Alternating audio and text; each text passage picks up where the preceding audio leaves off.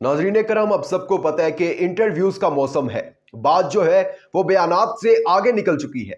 बात जो है वो प्रेस कॉन्फ्रेंस से आगे निकल चुकी है। अब आपने सुना होगा कि अगवा बराए तावान, लेकिन पाकिस्तान में अगवा बराए बयान जो है वो बहुत ज्यादा कॉमन हो चुका है।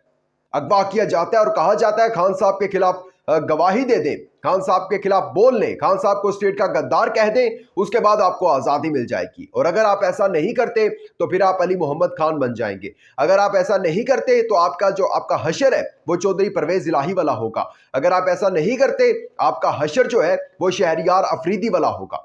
और इन सब में एक दफ़ा फिर जो है शेख रशीद साहब जो कि लापता हैं, गुमशुदा हैं, उनके हवाले से एक बहुत बड़ी स्टेटमेंट आई है कि उनका इंटरव्यू भी रिकॉर्ड कर लिया गया है। और वो रिकॉर्ड कहाँ हुआ है, कौन से सहाफ़ी ने उनका इंटरव्यू लिया है, इस हवाले से बड़ी एक्सक्लूसिव न्यूज़ है जो आप तक पहुंचाना बड़ा लाजिम है। आगे चलकर आपको बताते हैं इस हवाले से। लेकिन इनको क्यों नहीं समझ आ रही कि ये सब हथकंडे इस्तेमाल करने के बावजूद ये खान साहब की मकबूलियत में 1% भी कमी नहीं ला सकेंगे। इनको पता, आपको भी है पता, मुझे भी, और पता इनको भी है। लेकिन इनको लग रहा है कि शायद अगर हम ऐसा करते जाएंगे, आखिरी इनका जो पाकिस्तान तहरीक इंसाफ से ताल्लुक रखने वाला जो शख्स है वो जब तक इनसे जुदा नहीं हो जाएगा, पीटीआई को खैर बात नहीं कह देगा, तब तक हम ये हथकंडे इस्तेमाल करते रहेंगे। दूसरी तरफ नवाज शरीफ की राहों में, नवाज शरीफ की वतन वापसी की राहों में जो वो आ रहे हैं पाकिस्तान मफरूर मुलजिम, उनकी राहों में रेड कारपेट बिछाने की कोशिशें जारी और सारी हैं। और इसके साथ साथ इमरान खान और शाह महमूद कुरैशी के साइफर केस के हवाले से बहुत बड़ी एक स्टेटमेंट है, कुछ न्यूज़ है, वो भी आपको अपडेट करना है उससे। लेकिन आगे बढ़ने से पहले चैनल को सब्सक्राइब करके शुक्रिया का मौका दीजिएगा, वीडियो को लाइक और शेयर लाजमी कीजिएगा। नाज़रीन करम, अब सबको पता है कि इंटरव्यूज़ का सिलसिला, जिस तरह मैंने इब्तिदा में बात की थी कि उस्मान डार का इंटरव्यू आपके सामने है, पहले प्रेस कॉन्फ्रेंस करवाई जाती थी, वो इनका मामला ठुस हो गया। फिर उन्होंने कहा शायद इंटरव्यू से जो है वो हमें फ़ायदा पहुंचेगा और इमरान खान की मकबूलियत में जो है कमी आएगी। फिर उस्मान डार साहब का गिरफ्तार किया, फिर इंटरव्यू दिलवाया, फिर सदाकत अब्बासी का दिलवाया, वो मामला ठुस हो गया। फिर अब बात करते हैं शेख रशीद की, जिनका इंटरव्यू अब रिकॉर्ड हो गया है। शेख रशीद, आप जानते हैं कि पाकिस्तानी सियासत के वो वाहिद शख्स हैं जो कि अपनी सियासत में उन्होंने ज़्यादातर जो साइड है वो इस्टेब्लिशमेंट के लिए है, वो ताकतवरों के लिए है। लेकिन पहली मर्तबा तारीख में उनको इमरान खान के अंदर वो चीज़ नज़र आई जो उन्होंने इमरान खान की साइड ली इस्टेब्लिशमेंट को छोड़कर, और फिर उसका खामियाजा भी अभी तक भुगत रहे हैं वो आपके सामने कि गिरफ्तारियां, कभी अगवा कर लिया जाता है, लापता हो जाते हैं, पता ही नहीं चलता कि कहाँ से लोगों को उठाया है, कहाँ से सियासी रहनुमाओं को उठाते हैं, गिरफ्तार करते हैं और पता ही नहीं चलने देते हैं। लेकिन अब जो इसके अंदर मेन चीज़ है वो ये है कि शेख रशीद साहब का भी इंटरव्यू, आपको भी पता है इस चीज़ का कि इंटरव्यू कैसे होते हैं। उस्मान डार का अगर आप इंटरव्यू देखें तो आपको मिरर के अंदर, वो आईने के अंदर आपको बहुत कुछ दिख जाएगा।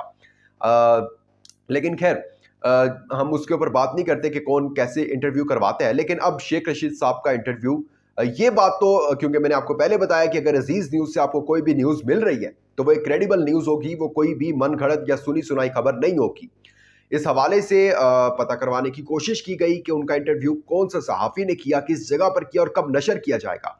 तो इस हवाले से तो कोई अपडेट नहीं आई। काफ़ी कुछ थे, कयास सराइयाँ थी, लेकिन अब ज़ाहिरी बात है कि सुनी सुनाई खबरें आप तक नहीं पहुँचानी। लेकिन इस बात की तस्दीक हो चुकी है कि शेख रशीद का इंटरव्यू जो है वो जल्द आप अपनी टीवी स्क्रीन्स पर देख सकेंगे और उसमें आप सुन सकेंगे कि 9 मई के वाक़यात में जो इमरान खान मुलव्विस थे और ये इसकी जो ज़हन साजी थी वो ज़मान पार्क में हुई थी, यही जो मतलब कि वो एक स्क्रिप्ट उनको पकड़ाया जाएगा और वो उस हवाले से बता देंगे। खैर इन सब के अंदर अब मुराद सईद वो पाकिस्तान तहरीक इंसाफ के रहनुमा हैं कि जो अभी तक न ताकतवरों के हाथ लग गए हैं, न पुलिस के हाथ लगे हैं। वो बड़े तेज़ हैं, आप उनको आप देखा था आपने, ऐवानों में भी देखते थे, बड़ा गुस्से वाले होते थे और खान साहब के बड़े चहीते थे और मतलब कि यूथ के एक एग्जाम्पल थे यूथ के लिए पाकिस्तान तहरीक इंसाफ की तरफ से।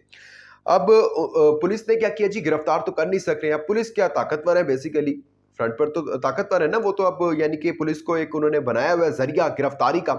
पुलिस ने जी अब उनको दहशतगर्द करार दे दिया है और एक उन्होंने एक स्टेटमेंट एक ऐसी दी है और ऐसा माहौल बनाने की कोशिश की है कि आवाम को लगे मुराद सईद जो है ना वो दहशतगर्द है। लेकिन आवाम बेवकूफ़ नहीं है, अब नहीं है बेवकूफ़। मैं आपको बार बार कह रहा हूँ, आप पब्लिक में निकले तो सही, आपकी आंखों के सामने सर्वे पड़े हुए हैं, آپ پھر بھی آپ کو عقل نہیں آ رہی ہے کہ یار یہ تو اس بندے کی مقبولیت بڑھتی جا رہی ہے, ہم جیل میں رکھ کے بھی یہ الیکشن جیتی ہے اس کی پارٹی, اس کو آپ نہیں مٹا سکتے, خان صاحب کو آپ نہیں مٹا سکتے. یہ آپ چیز اب وہ کیونکہ وہ بندہ جب ضد پر اڑ گیا تو وہ اڑ گیا, وہ آپ نے ان کو جتنی مشکلات دینی تھی آپ نے دے دی, آپ نے اٹک میں آپ نے جو کیا, آپ نے اڈیالہ میں جو ابھی آپ کر رہے ہیں, وہ بندہ ایڈجسٹ ہو گیا, اس نے کہا میں ایڈجسٹ ہو گیا ہوں. خیر مراد سعید کے حوالے سے کچھ ایک سٹیٹمنٹ دی ہے ایس پی صاحب نے, وہ آپ کے سامنے رکھتا ہوں. جی, مراد سعید کی گرفتاری کے لیے مارے جانے والے چھاپے کے دوران ان کی گاڑی سے اسلحہ برآمد کیا گیا ہے. وہی میں نے آپ کو پہلے بتایا, دہشت گردی کی دفعات شامل کرنی ہے. ایس پی کے مطابق مراد سعید پر 9 مئی کے حوالے سے مقدمات درج ہیں.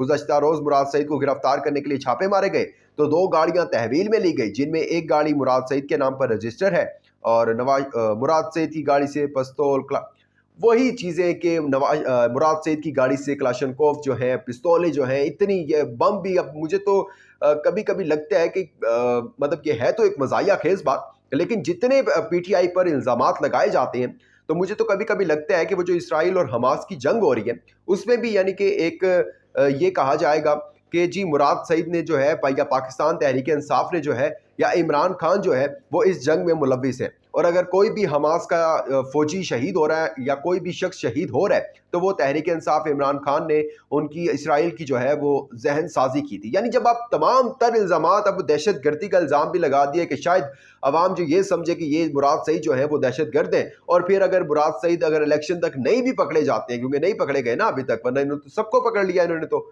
اگر نہیں پکڑے جاتے تو چلو عوام کی جو دماغ میں نا مائنڈ میں ایک چیز آ جائے کہ مراد سعید دہشت گرد ہے, اس کو ووٹ نہیں دینا. حالانکہ آپ کے سامنے سب ضمنی انتخابات ہوئے ہیں, آپ نے تو ایک کریٹ کر دیا تھا ماحول, لیکن پھر بھی پاکستان تحریک انصاف جو ہے وہ صف اول پر رہی ہے. اس کے ساتھ ساتھ نواز شریف کا جو ہے وہ ریڈ کارپٹ, میں نے آپ کو ابتدا میں بتایا, بچھائے جا رہے ہیں کہ جی نواز شریف آئیں, وطن واپس آئیں. کیوں ریڈ کارپٹ کیوں بچھائے جا رہے ہیں, اس کی ریزن آپ کو پتہ ہے کہ انہوں نے پہلے تو کہا تھا کہ باجوہ جو ہے اس کا احتساب کروں گا, ثاقب نثار کا احتساب کروں گا, جنرل فیض کا احتساب کروں گا, لیکن پھر انہوں نے جب طاقتوروں نے کہا کہ چپ کر کے بیٹھو, اس کے بعد جو ہے وہ بیان بدل گیا. پھر انہوں نے کہا میں اللہ پر چھوڑتا ہوں, انہوں نے کہا آپ اللہ پر چھوڑتے ہیں, ٹھیک ہے آئیں آپ پاکستان, آپ کے لیے ریڈ کارپٹ حاضر ہے. اور اب جی آپ کے سامنے ہے نا سب چیزیں. اب پاکستان تحریک انصاف ایک جلسے کی اجازت مانگتی ہے, وہ اجازت نہیں دی جاتی.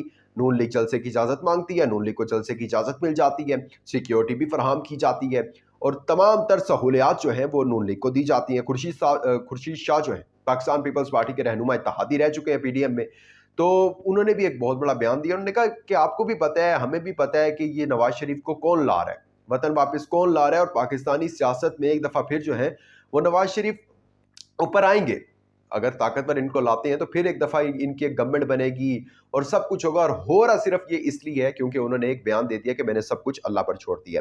دوسری طرف اب شاہ محمود قریشی نے جیل ٹرائل کے خلاف عدالت میں درخواست دائر کر دی ہے, وہی درخواست جو عمران خان نے دائر کی تھی, اور اس پر محفوظ فیصلہ بھی آج سنا دیا ہے.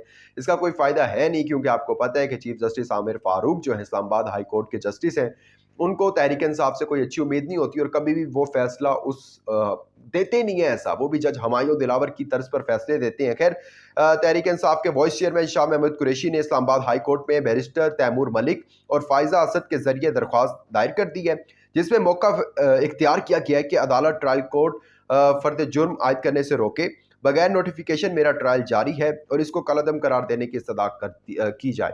دیکھیں بے شک شاہ محمود قریشی نے یہ درخواست دائر کر دیا, لیکن اب ایسا اٹ سیم لائک اس کا کوئی فائدہ نہیں ہے. آپ جتنی درخواستیں دائر کرتے ہیں کہ جب فیصلہ آنا ہی آپ کے خلاف ہے, جب ایک بن گیا ہے نا کانسیپٹ کہ آپ کو سزا دلوانی ہے, تو پھر وہ جب آپ کو پتہ ہے کہ لاہور ہائی کورٹ سے بھی جب فیصلے آتے ہیں کہ چودھری پرویز الہی کو گھر چھوڑ کر آیا جائے, تو کمانڈو آپریشن کر کے ان کو درمیان راستے سے اٹھا لیا جاتا ہے, تو اس کا کوئی فائدہ نہیں ہوگا. مجھے یہ بذات خود لگتا ہے کہ اس کا کوئی فائدہ نہیں ہے, کیونکہ خان صاحب نے بھی اس سے پہلے درخواست دائر کی ہوئی تھی اسلام آباد ہائی کورٹ میں, اس کا آج محفوظ فیصلہ جو تھا محفوظ کیا گیا تھا کہ جیل میں جی عمران خان کا ٹرائل ہو سکتا ہے یا نہیں ہو سکتا, اس پر فیصلہ سنا دیا گیا ہے. چیف جسٹس عامر فاروق صاحب, میں نے آپ کو پہلے بتایا, انہوں نے نہ پاکستان تحریک انصاف کے حق میں کبھی پہلے فیصلہ کیا ہے, نہ ہی اب کریں گے, کیونکہ وہ جج ہمایوں دلاور کی طرز پر چلتے ہیں. انہوں نے کہا جی ایسا بالکل نہیں ہو سکتا, عمران خان کا جو ٹرائل ہے وہ جیل میں ہی ہوگا, اور یہ درخواست بھی جو ہے وہ مسترد کر دی ہے. کسی بھی طرح سے پی ٹی آئی کے لیے, عمران خان کے لیے 1% بھی جو رعایت ہے وہ نہیں دی جا رہی ہے, 1% بھی رعایت. اور ایک یہ کنسپٹ بنا دیا گیا ہے کہ اگر تو ڈیل کریں گے تو ہی آپ کے لیے آزادی ہے, آپ کے لیے بھی ریڈ کارپیٹ ہے پھر, اور اگر ڈیل نہیں کریں گے تو آپ کے لیے پھر اڈیالہ کی جیلیں ہیں، 6 فٹ کا سیل ہے۔ یہ تھا احوال، آپ نے جانا، آپ کا بہت شکریہ۔ اپنا امپورٹنٹ فیڈ بیک دینا مت بھولیے گا۔ دیجیے گا اجازت، اللہ حافظ ناصر۔